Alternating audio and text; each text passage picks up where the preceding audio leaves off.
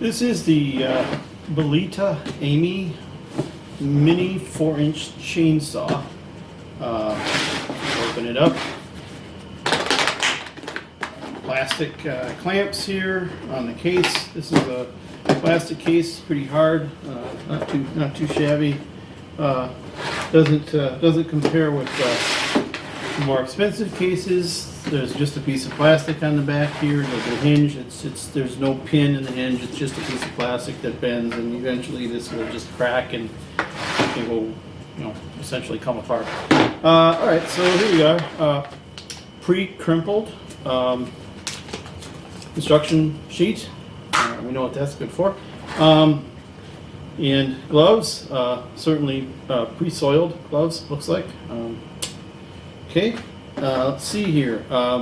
Battery, very, very light. This says here 21 volts, which would seem to imply to me you'd have to have 4.2 times 5 lithium ion, 4.2 volts nominal when it's fully charged. So there have to be 5 cells inside here. It's possible that it could have 5 18650 cells, vertically, just 1, 2, 3, 4, 5 across like that. We'll see in just a second. So it goes in here like this. The next thing I notice is there is no battery level indicator. Every rechargeable device, every battery operated device in the world should have a battery level indicator. I picked this up, put the battery in. How much charge is on the battery? I don't know. I don't know. How am I supposed to tell? Can't tell because there's no battery level indicator. Let's see here. Let's see what else we got here. Oh, take a look at this. Well, I'll have to get this. Look at this. Here we go.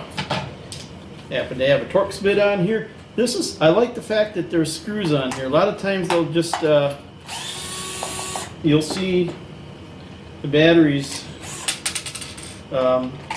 in a sealed case, so you can't get them apart unless you literally break plastic to get them. These are just Torx screws on here. They're not even the ones with the pins in them. This is just regular old Torx screw here. Let's see what's inside here, huh? Shall we? Yeah. All right. Whoa. Okay, we got a spring to start with.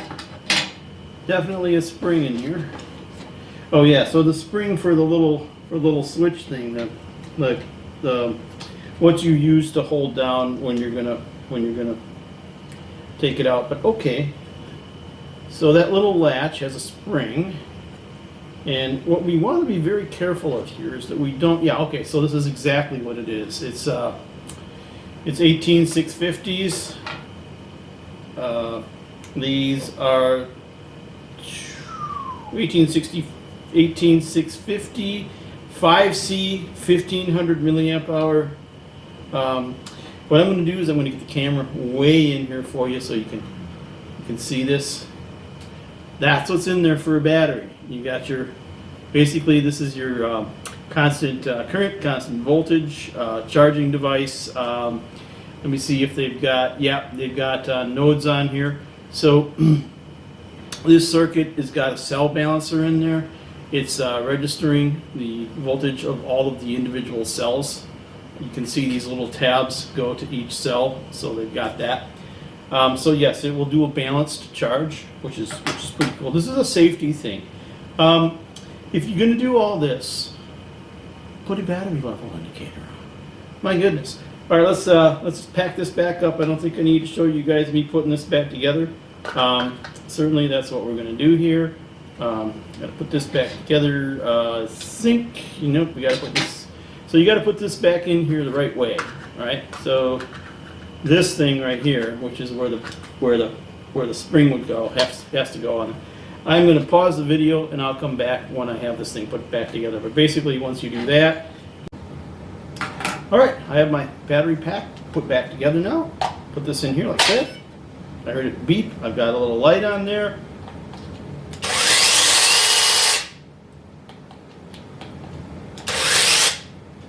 Certainly it works. We'll have to take it outside. This is definitely an outside tool. I certainly could do it in the shop here. But you know, I'd get sawdust all over the place. That's what a chainsaw does. So we're going to try this out. I've got some spring pruning to do. I will finish the review with that video. We're going to take this apart and see if the honest to goodness truth here is that there's a brushless motor in here. So all Phillips on here. We'll take the case off this and show this to you guys in just a minute. Okay, we got the case off of it, and I can assure you that this is indeed a brushless motor. We'll bring the camera in here a little bit. Just realized how far away it was there. Alright, so definitely have a brushless motor here. You got your little LED thing here coming out here. You got the your three wires going into the motor there. It's definitely, that's a brushless motor. No doubt about it. It's the real deal. Alright, just to say, you don't have to take apart the bottom part of this. There's some screws in here. You don't have to take those out to get the case off. So we're going to have to take this outside and see if we can cut some limbs. Got some buckthorn to get rid of, and we will be definitely getting rid of that. I would say, just at first impression, that you probably wouldn't want to drop this. I don't know if this plastic would really handle an impact very well. Certainly the battery, I wouldn't want to drop it on a concrete floor. If you're in your machine shed, or you're in a garage or something like that where you've got a concrete floor, I don't know that this is gonna survive a drop. But then of course a regular chainsaw, you wouldn't want to drop that either. Although I will say I had a chainsaw fall off the back of a pickup truck and it was fine. That was a McCullough. That was 30 years ago. You can't beat a McCullough. Steel might try to beat a McCullough, but they probably wouldn't. All right, so I think that this is going to be a good little doohickey here. I really do. I think it's going to get the job done. For $100, you can't really go wrong. You got a speed controller, you got a bar. Now, what does make me wonder? Most chainsaws, the one thing that makes a chainsaw go after having sharp teeth is oil, keeping the bar lubricated.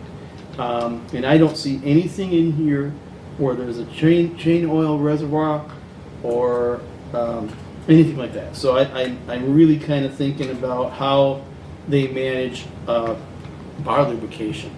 My guess is they're going to tell you in the instruction manual, which of course no one's going to read, that you want to clean this out and put some oil in there every time you use it. That's the only thing I can think of, is that you'd want to do that. But when you're cutting anything with a chainsaw, you're just constantly putting oil on the bar. I mean, there's two ways to do it. The old days, you had a thumb pump, and you just had to, every time you squeeze the trigger, you keep pumping the oil onto that bar. And of course, the new ones, they do that automatically, but you've got to have an oil reservoir, and you've got to make sure that you don't let that run dry, because that's what makes that thing hum. It really is. You've got to have oil in that bar. All right, well, we'll try this out outside when the weather's not freezing cold. Well, fortunately, that's what it is right now. Thanks.